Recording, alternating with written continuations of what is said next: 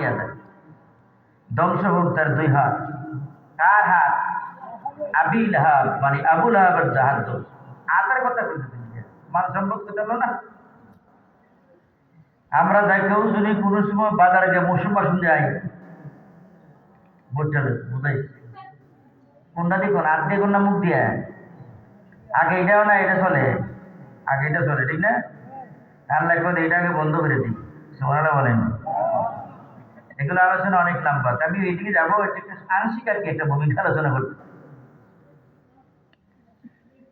বন্ধুরা আমার, বাবা আমার, আল্লাহর হাবিব রাহমাতুল লিল আলামিনের দুই মেয়েকে তালাক দিয়ে দিলেন।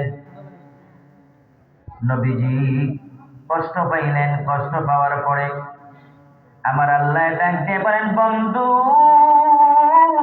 আপনাকে যে কষ্ট দিবি আমি তা সহ্য করতে পারি না। আমারে কেউ গালি দিলে আমি সহ্য করি, কিন্তু আপনাকে কেউ কষ্ট দিলে আমি আল্লাহ সইতে পারি না। আমি আল্লাহ সই না। আল্লাহর হাবিব জবাব দিছে, আল্লাহ আবু লাহাবের ছেলেকে কুকুর লেলাইয়া দিও। কি দিও? কুকুর। তা আবু লাহাবের ছেলে সিরিয়ায় গেছে ব্যবসা করতো, ওতবা এবং উতাইবা দুইজন, উতবার লিডার। সে সিরিয়াতে ব্যবসা করতে যাওয়ার পরে আস্তে আস্তে রাস্তার মধ্যে রাত্র হয়ে গেল। রাত্র হয়ে যাওয়ার পরে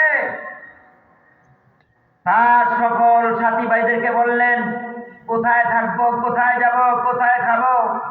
বললেন পাহাড়ে যাই। পাহাড়ে যাওয়ার পরে তার মনের ভিতরে সন্দেহ হইতেছে যে এই পাহাড়ও কোনো বাঘ টাঘ থাকতে পারে। জঙ্গলের মধ্যে বাঘ আছে না নাই? আবু লাহাবের ছেলে বললেন, সর্দার আপনি হলেন এক সর্দারের ছেলে, মক্কার বড় লিডারের ছেলে, আপনি সর্দারের ছেলে, আপনাকে বাঘে খাইতে পারবে না।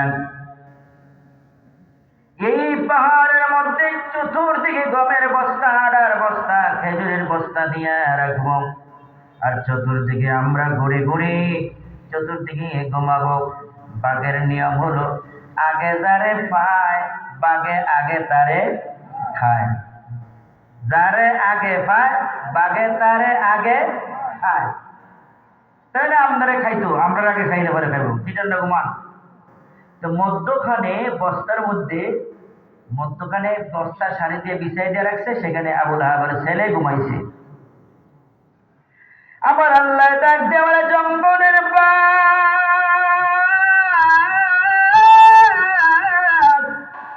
তাড়াতাড়ি খুঁজে যা,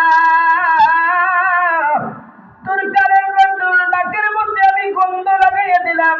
যারা চতুর্দিকে ঘুমাইয়া রয়েছে তারা রে খাইবি না, আসামি ছাড়া কেউ রে ধরবি না। আসামি ছাড়া।